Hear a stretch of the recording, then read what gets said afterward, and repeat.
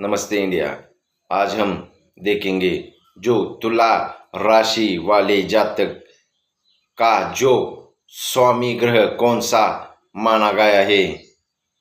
जो कि तुला राशि वाले जातक के लिए उसका जो स्वामी ग्रह है वह शुक्र को माना गया है।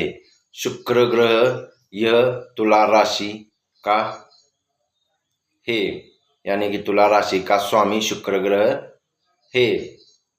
जैसे कि हमने पिछली वीडियो में तुला राशि के बारे में सब प्रकार की वीडियो में अलग अलग इंफॉर्मेशन मैंने दी है, आप वह पिछले वीडियो में जाके देख सकते हैं।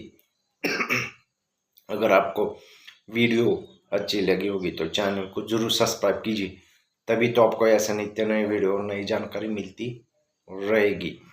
धन्यवाद।